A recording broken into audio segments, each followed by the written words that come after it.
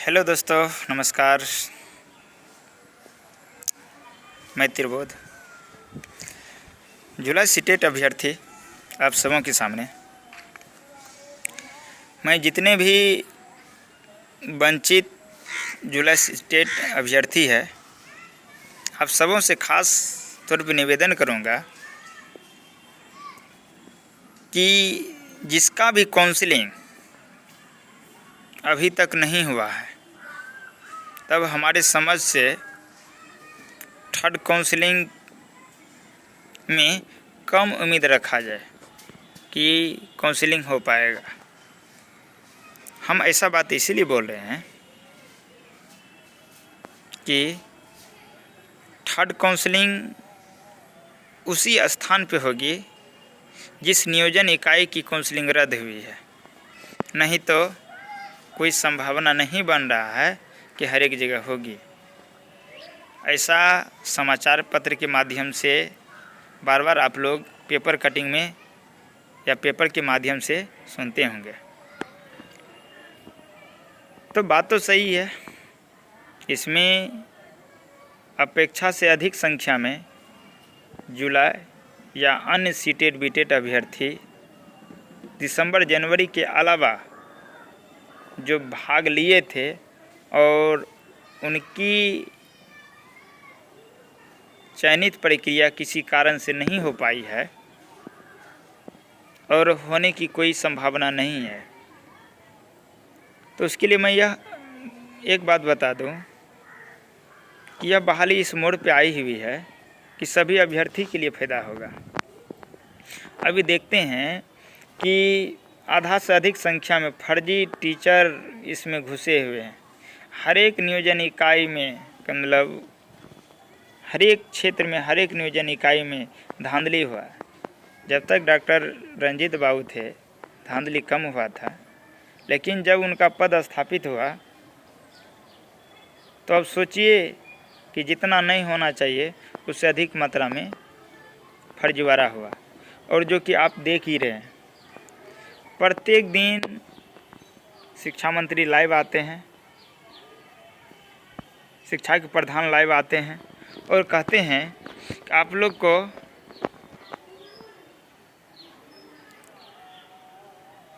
जो भी चयन की प्रमाण पत्र है वह दी जाएगी, लेकिन डॉक्यूमेंट वेरिफिकेशन होने के बाद। तो प्रत्येक दिन देखिए कमल इस प्रकार से आ रहा है और इसको चयन जो भी सर्टिफिकेट है इसको जांच करने में कम से कम 1.5 से 2 साल लगेंगे, ऐसा जो अनुमान लग रहा है और शिक्षा विभाग की रवैया से पता चलता है। तो कम समय में अच्छा काम के लिए एक ही चीज़ होगा कि बहाली को एक नई दिशा मोड़ दे। तो 6th फेज की बहाली 1.5 साल से पहले ख़त्म होने वाली है नहीं, चाहे किसी भी कंडीशन में हो, क्योंकि आप देख रहे हैं कि बार बार शिक्षा विभाग कोई न कोई बहाना ढूंढ रही है और बहाना ढूंढने से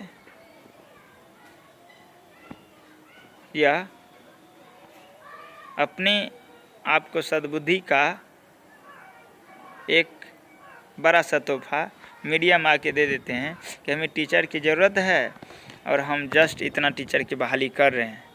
लेकिन यह बहाली करने के मोड में है नहीं, यह बहाली करने के मोड में है नहीं। अब तो आगे में इलेक्शन भी है, तो बहाली रखिए 4 महीना तो बाधित रहेगी ही रहेगी, बीच में कोई चीज़ होगा ही नहीं होगा। तब तक में नए मुखिया बनेंगे, उनका पद स्थापना होगा, तो फिर नए सिरे से वह होगी।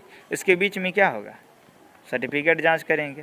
तो शिक्षा मंत्री ने कसम खा लिया है कि जब तक एक एक सर्टिफिकेट की जांच नहीं होगी तब तक नियुक्ति पत्र नहीं दिया जाएगा। तो देखिए जो डॉक्टर राजेंद्र जी हैं वह अभी की मद में अपना रोटी सेकने में लगे हैं। बार बार यही कहते हैं कि नियुक्ति पत्र दीजिए, नियुक्ति पत्र दीजिए, नियुक्ति पत्र दीजिए।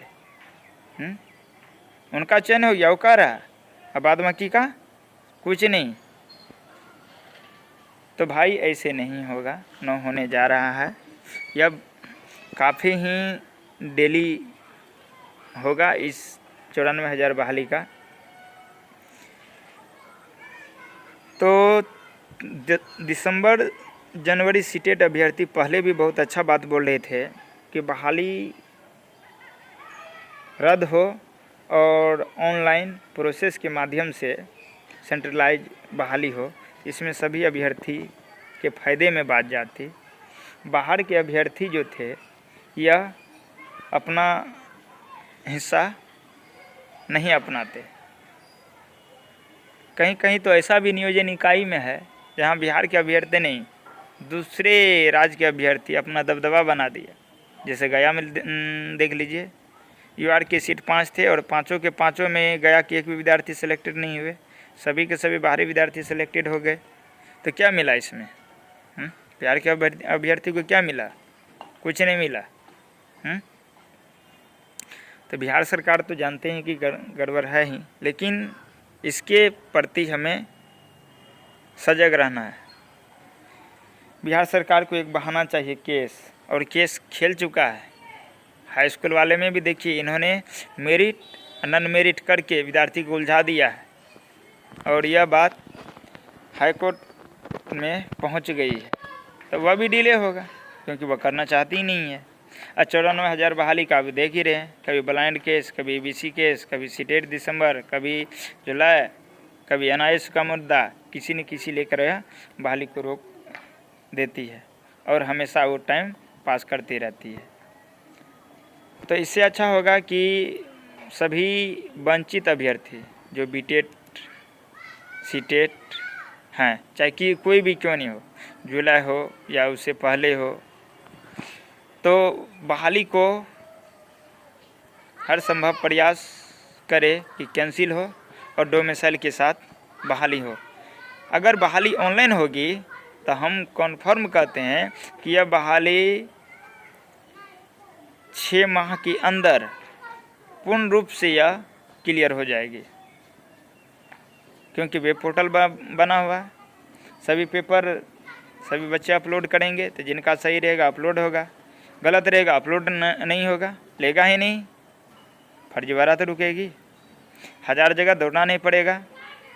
तो अब जो कहानी बीत गई उसको भूल जाइए। कितने जुलाई वाले बोल रहे थे कि नहीं मेरा क्या कहते हैं, इतना जगह दौड़ दौड़ के फॉर्म भरे हैं, 30,000 लगा, 40,000 लगा। आज उस जुलाई वाले अभ्यर्थी रो रहे हैं, चक्कर काट रहे हैं, मेरा नाम में लिस्ट में आया हुआ था, फिर भी क्या कहते नहीं हो पाया। क्यों भाई? धांधली की वजह से ना। तो इससे बचिए, है ना। इसमें कुछ आदमी है जो अपना पैसा कमाने का एक जरिया बना लिए हैं, चाहे राजेंद्र जी हो, चाहे पप्पू जी हो, चाहे रोशन झा हो या अदर कैंडिडेट हो, कोई भी क्यों नहीं हो, सभी की सभी यही है, चाटुकार है, विद्यार्थी को बड़गलाता है और पैसा का मतलब खींचने के काम में लगा हुआ रहता है। तो अब देखिए भला कि तो हमारी समझ से इसी में है कि बहाली रद्द होगी। और अभी मुद्दा देखिए इस प्रकार से हिट है ना कि मुद्दा गर्म है, थोड़ा सा क्या कहते हैं इसमें सभी अपना हिस्सा अदा कीजिए और बहाली रद्द होगी। बहाली रद्द होगी तो भाई सभी को फ़ायदा होगा। और अभी ज़रूरत भी है, बहाली बहुत तेज़ी में आगे को खींचेगी। नहीं तो यह होगा क्या, 38,000 जो कैंडिडेट है, 38,000 में हमको जो मिनिमम लग रहा है कि 10,000 विद्यार्थी छट जाएंगे यह फर्जीवाड़ा के कारण से। तो 38,000 में 10 को छाँट दीजिए तो मात्र में आपका बचता है 28,000 के समथिंग में। तो 94,000 बहाली, 28,000 का चयन हुआ और सरकार सो जाएगी गहरी नींद में, 4 साल 5 साल तक तो जगेगी ही नहीं। तो इससे अच्छा है कि इसी बहाली में जैसा पोजीशन है इसको रद्द करवाइए और आराम से ऑनलाइन बहाली के लिए मांग कीजिए सभी के सभी, तब हो पाएगा। तो चलिए, मैं त्रिबोध बस यही आप लोगों को एक छोटा सा संदेश दिया हूँ। जिसको भी मेरी बात पसंद आई हो तो प्लीज़ इस वीडियो को ज़्यादा से ज़्यादा शेयर करें। जय हिंद।